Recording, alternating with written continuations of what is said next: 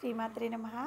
శ్రీ లలితా సహస్రనామంలోని 649వ నామం అదృశ్య. ఈ నామానికి అర్థం ఏంటి అంటే ఇంద్రియములకు గోచరము కానిది అని అర్థం, లేదంటే చూడబడనిది అంటే చూడబడలేనిది అని అర్థం వస్తుంది. జగన్మాత మన ఈ కళతో చూడగలమా? మానవుని యొక్క ఇంద్రియాలకు గోచరం కానిది లేదా మనం ప్రత్యక్షంగా చూడలేనిది అని అర్థం. ఆ తల్లి నిర్గుణ నిరాకార నిర్వికల్ప స్వరూపిణి. మన యొక్క మాంసనేత్రాలు ఏదో ఒక ఆకారాన్ని మాత్రం చూడగలుగుతాయి, కానీ అటు ఆ అదృశ్య అయిన జగన్మాతను మనం ఎక్కడ చూడగలం?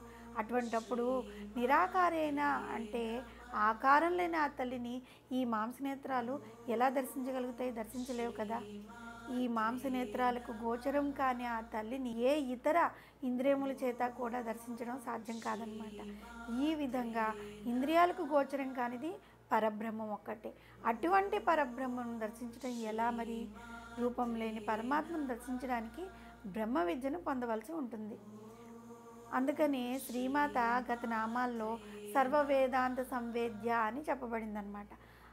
అంటే కేవలం వేదాంతముల చేత అనగంటే ఉపనిషత్తుల జ్ఞానాల చేత మాత్రమే పొందగలిగినది. అగోచరమైన బ్రహ్మమును ఉపనిషత్తుల్లో వివరించిన దివ్య నేత్రమును పొంది వాటి ద్వారా మాత్రమే మనము గమనించగలం, అమ్మవారిని దర్శించగలం. ఈ దివ్య నేత్రమే జ్ఞానచక్షువు అంటారు. పరమాత్మను ఉపాసించి జ్ఞానచక్షువును పొందిన వారు మాత్రమే ఆ పరబ్రహ్మ స్వరూపును దర్శించగలుగుతారు. మహాభారత యుద్ధ సమయంలో అర్జునుడు శ్రీకృష్ణునితో, దేవా, జ్ఞాన ఐశ్వర్య శక్తి బల వీర్య తేజోమహిమాన్వితమైన షడ్గుణైశ్వర్య సంపన్నమైన రూపాన్ని ప్రత్యక్షంగా చూచడానికి కుతూహలపడుచున్నాను అని ప్రార్థించాడు. గీతాచార్యుడైన శ్రీకృష్ణ పరమాత్మ భగవద్గీతలో 11వ అధ్యాయమైన విశ్వరూప దర్శన యోగంలో 8వ శ్లోకంలో చెప్పారనమాట. ఏమని చెప్పారంటే, అర్జున, ప్రాకృత అంటే చర్మచక్షువులతో నా ఈ రూపాన్ని నువ్వు నిజంగా నిస్సందేహంగా చూడలేవు కనుక నీకు దివ్యమైన అలౌకికమైన దృష్టిని నేను నీకు ప్రసాదిస్తున్నాను. ఆ దివ్య దృష్టితో నా ఈశ్వరీయమైన దివ్యమైన యోగ శక్తిని నువ్వు దర్శిస్తావు. ఈ విధంగా పలికి ఆ పరబ్రహ్మ స్వరూపుడైన శ్రీకృష్ణ పరమాత్మ తన యొక్క పరమ దివ్య దర్శనాన్ని అర్జునుడికి చూపించాడు. ఇక్కడ మనం తెలుసుకోవాల్సింది ఏంటి అంటే, అంతవరకు అర్జునుడికి గోచరం కాని దివ్య రూపము అప్పుడు అంటే ఒక్కసారి విశ్వరూపం కనిపించిందంటే ఇంతకుముందు ఆ రూపం లేదా? ఉంది, ఆ రూపం కూడా ఉంది. అయితే ఆ మానవ మాంస నేత్రాలకు గోచరం కాకుండా అదృశ్య రూపంలో ఉందన్నమాట. ఎప్పుడైతే శ్రీకృష్ణ పరమాత్మ అర్జునుకు దివ్య నేత్రాలను అంటే జ్ఞానచక్షువులను ప్రసాదించాడో అప్పుడు ఆ పరమాత్మ రూపం అతనికి కనిపించింది. ఉపనిషత్తుల్లో వివరింపబడిన విధంగా జ్ఞానము ద్వారా దివ్యచక్షువులను భగవంతుని వద్ద నుండి పొందడానికి మనము అర్హత సంపాదించుకోవాలన్నమాట. అప్పుడే ఆ అదృశ్య రూపంలో ఉన్న జగన్మాతను ఆ జగన్మాత యొక్క రూపాన్ని మనం చూడగలుగుతాం.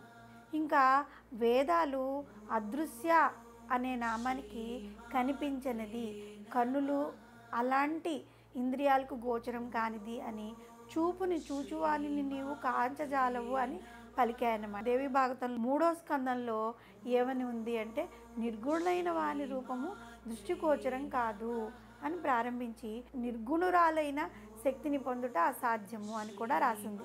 నిర్గుణైన పరమశివుడు గోచరం కాడు కదా. ఈ వివరణలన్నింటినీ బట్టి పరమాత్మ ఇంద్రియాలకు గోచరం కాడు అన్న విషయం మనకి ఇక్కడ అర్థం.